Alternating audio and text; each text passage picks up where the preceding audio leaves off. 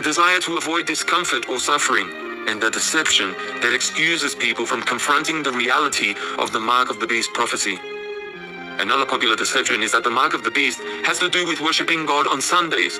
This conveniently discounts what the prophecy actually says about the mark having everything to do with buying and selling and our attitude towards money. Other doctrines have been devised to say that the mark is purely symbolic or spiritual and won't be a physical device. What these false doctrines end up doing is steering people away from needing to do anything significant or practical in order to prepare, like forsaking all, choosing to work for God instead of money, and following the Lamb in obedience. This is the mark of a true Christian, rather than what label we attach to ourselves. If we're not willing to do these things today, we're probably just kidding ourselves that we are genuine believers and that we'll start following Jesus sincerely when the mark comes in. 4. Materialism and greed. The fourth reason why professing Christians will end up taking the mark is because of their materialism and greed.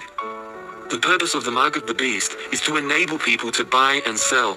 This should prompt a sincere believer to examine their relationship to the monetary system. Is our faith really in God to put the food on our table? Or is it in the paycheck we receive at the end of each week or month? In the book of Revelation, Jesus gives a stern rebuke to the last of the 7 churches, the church of Laodicea. He says, "So, because you are lukewarm and neither cold nor hot, I will vomit you out of my mouth. For you say, I am rich, I have prospered, and I need nothing, not realizing that you are wretched, pitiful, poor, blind, and naked. I counsel you to buy from me gold refined by fire." The mark of the beast is the ultimate way to refine believers' faith in this area. Either we are hot for Christ by refusing the mark and forsaking all attachments to the monetary system, or we are cold for Christ by taking the mark and becoming full-on money worshippers. Of course, Christians with access to Bibles are able to read what Jesus says in Matthew 6 verse 24 right now, that it is impossible to work for God and money at the same time, and that we need to make a clear choice about who our boss is. If someone is unwilling to take a stand now, what makes them think anything will be different in future when the mark comes in? No more middle ground or lukewarmness will be permitted then. Anything we refuse to forsake is likely to be responsible for us taking the mark. This could include our religious denominations or doctrines, like the secret rapture teaching, for example. It could include our reputation, our friends, our family, or our spouse. And it could include our jobs, comfort, or wealth, anything. What Jesus said about the road to life being narrow is almost identical to what he said about it being easier for a camel to pass through the eye of a needle than for a rich person to enter the kingdom of God. In response to Jesus' statement, his disciples asked, "Who then can be saved?" This question links directly back to what Jesus said about few people finding the road to life.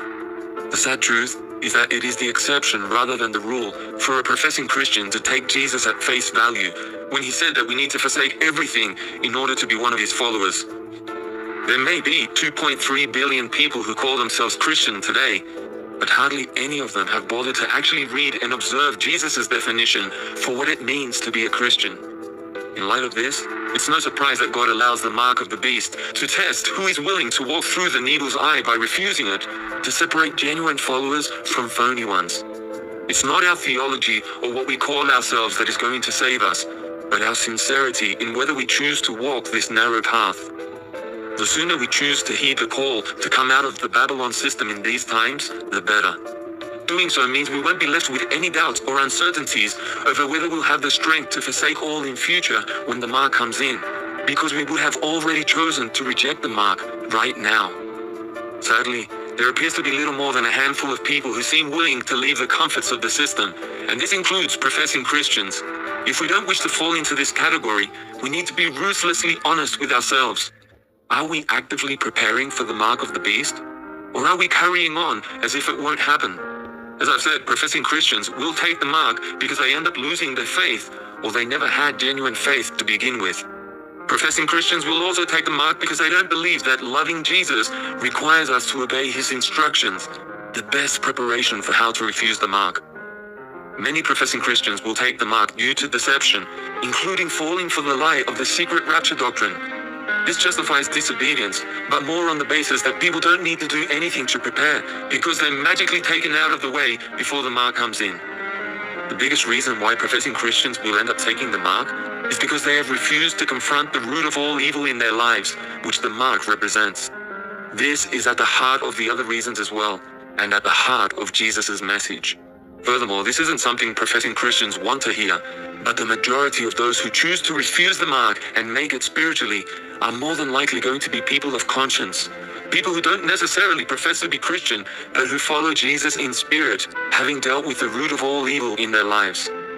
What is certain is that accepting the mark of the beast will take people to hell.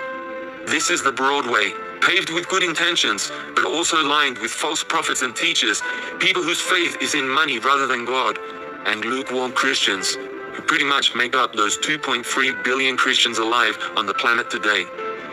When you think about it, there are no Christians who will take the mark. Once that line has been crossed, those who have received it are simply not Christians, whether they claim they are or not. Are you willing to be hot for Christ by giving up your lukewarm Christianity?